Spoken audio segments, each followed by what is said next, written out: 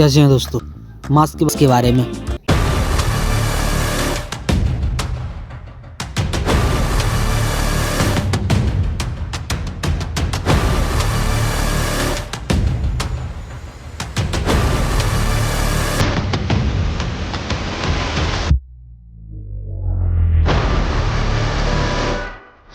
तो दोस्तों, मगरमच्छ का मांस खाना कोई बड़ी बात नहीं है, लेकिन दुनिया की बहुत संस्कृतियों में बहुत से जानवरों का मांस खाया जाता है।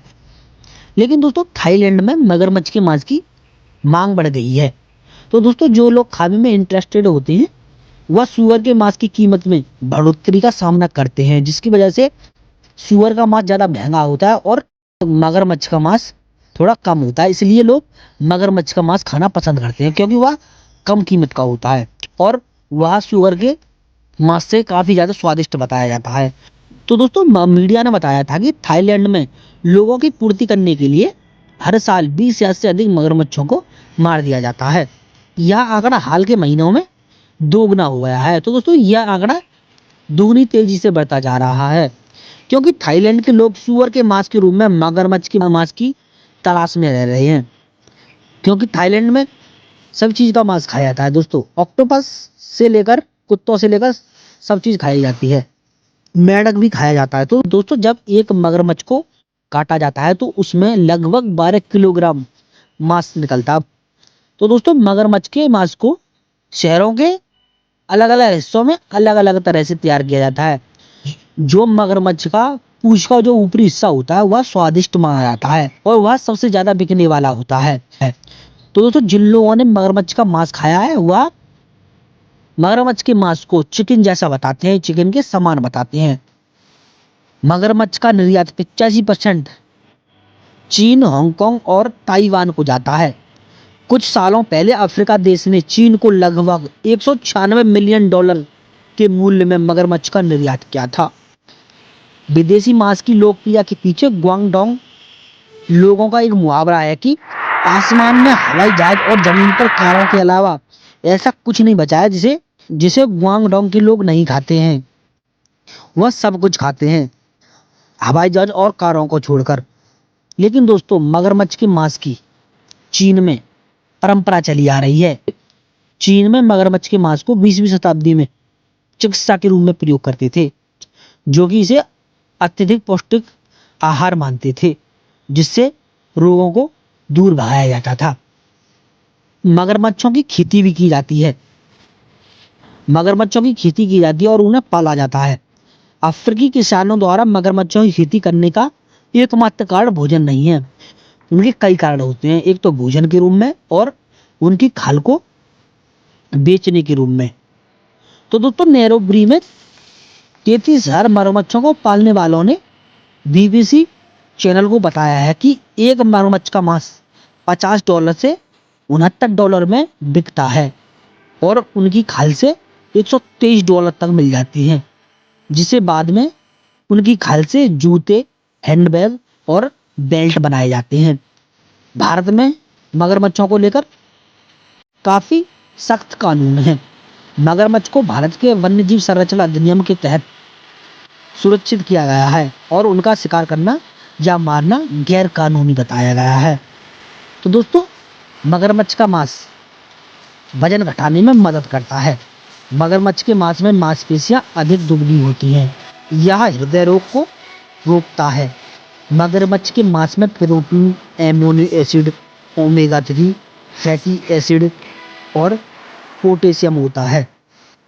थाईलैंड के जो पालने वाले मगरमच्छों के फार्म होते हैं वह दुनिया के सबसे बड़े फार्मों में से आते हैं। मगरमच्छ पालतू नहीं होते, लेकिन इनका प्रजनन 20वीं सदी की शुरुआत में शुरू हुआ था और इन्हें पाला गया था। नील मगरमच्छ पूरे अफ्रीका में पाया जाता है। खारे पानी का मगरमच्छ का पालन ऑस्ट्रेलिया और अन्य क्षेत्रों में किया जाता है। मगरमच्छों की खेती की सबसे अधिक मांग मगरमच्छों की खाल से बढ़ी है, क्योंकि उनकी खाल से अन्य अन्य चीजें तैयार होती है, इसलिए इनकी खेती की मांग बढ़ने लगी है, जिससे प्रत्येक खाल की कीमत सैकड़ों डॉलर हो जाती है। मगरमच्छों को खेतों या खेत खलिहानों में पाला जाता है। मगरमच्छ खेतों जैसे सीमित स्थानों में तनाव से पीड़ित रहते हैं, जिसकी वजह से उनमें बीमारियां फैलती हैं। तो दोस्तों इनका तापमान 25 और 33 डिग्री सेल्सियस के भीतर रहता है।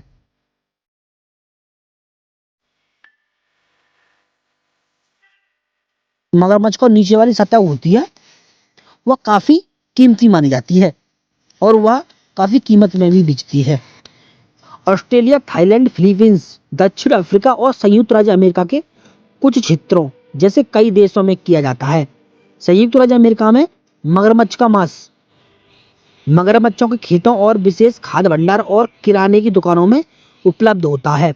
1800 के दशक में दक्षिण संयुक्त राज्य अमेरिका के कुछ हिस्सों में लोगों द्वारा मगरमच्छ का मांस खाया जाता था। उस समय इसे गम्बो नामक भोजन में प्रयोग किया जाता था। यहाँ तक कि 1900 के दशक की शुरुआत में मगरमच्छ के अंडे भी खाए जाते थे। इसमें से कई लोग घड़ियाल को मगरमच्छ समझ लेते हैं क्योंकि वे एक जैसे दिखते हैं।